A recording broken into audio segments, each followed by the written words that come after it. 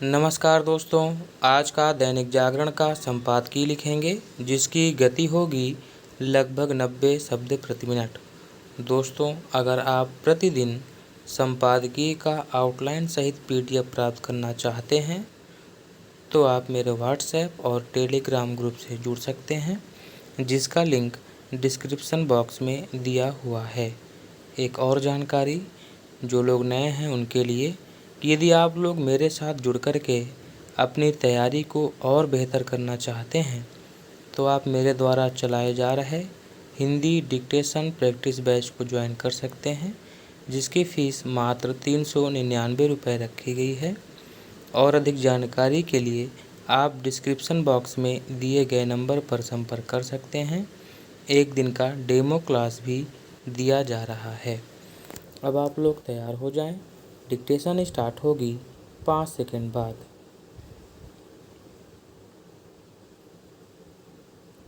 Start. संशोधित वक्फ कानून पर सुनवाई के समय इस कानून को असंवैधानिक, मनमाना साबित करने और उस पर अंतरिम रोक लगाने पर जोर देने वाली दलीलों पर सुप्रीम कोर्ट का इस निष्कर्ष पर पहुंचना संतोषजनक है कि संसद से पारित कानून संवैधानिकता की धारणा पर टिके होते हैं और जब तक इसका ठोस आधार न हो कि ऐसा नहीं है, तब तक अंतरिम राहत देना ठीक नहीं। सुप्रीम कोर्ट ने यह भी टिप्पणी की कि अंतरिम राहत पाने के लिए बहुत ठोस और स्पष्ट आधार पेश करना होता है। पता नहीं कि वक्फ कानून को असंवैधानिक बता रहा पक्ष ऐसे ठोस एवं स्पष्ट आधार पेश कर सकेगा या नहीं, लेकिन यह साफ दिख रहा है कि उसकी कोशिश येन केन प्रकारेण इस कानून को सिरे से खारिज कराने की है।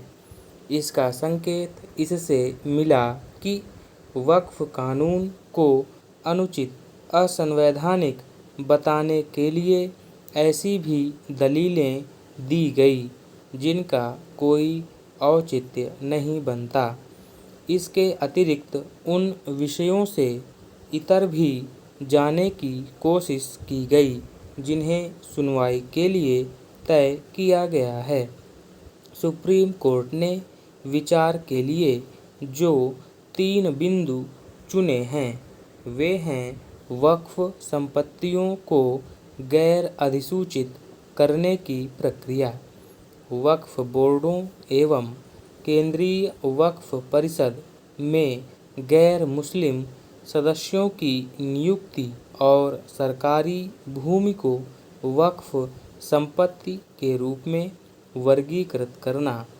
इन 3 बिंदुओं पर केंद्र सरकार पहले ही यह आश्वासन दे चुकी है कि इन पर यथास्थिति बनी रहेगी। कहना कठिन है कि वक्फ कानून की संवैधानिकता पर विचार कर रहा सुप्रीम कोर्ट किस नतीजे पर पहुंचेगा, लेकिन यह सुनिश्चित करना आवश्यक है कि किसी कानून पर कोई निर्णय उसकी संवैधानिकता की पूरी परख करके ही दिया जाना चाहिए।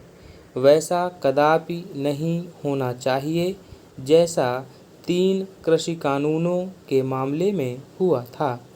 इन कानूनों की संवैधानिकता की परख किए बिना ही उनके अमल पर रोक लगाकर सुप्रीम कोर्ट ने इस कानून के विरोधियों को यही संदेश दिया था कि वे सही हैं। इसी कारण कृषि कानून विरोधी आंदोलन लंबा खिंचा और अंततः सरकार को ना चाहते हुए भी उन्हें वापस लेने का दुर्भाग्यपूर्ण फैसला करना पड़ा।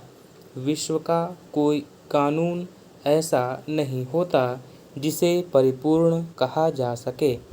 यदि किसी कानून में कोई कमी, विसंगति हो तो उसे दूर किया जाना चाहिए, न कि पूरे कानून को ही खारिज कर दिया जाना चाहिए। संशोधित वक्फ कानून के विरोधी कुछ भी दावा और दुष्प्रचार करें। पुराना कानून खामियों से भरा ही नहीं, वक्फ बोर्डों को मनमाने एवं दमनकारी अधिकार देने वाला भी था। इसके न जाने कितने ऐसे हैरान करने वाले प्रमाण और पीड़ित लोग बीते 3-4 महीनों में ही सामने आए, जिनकी अनदेखी संसद में बहस के दौरान विपक्षी नेता भी नहीं कर सके। स्टॉप।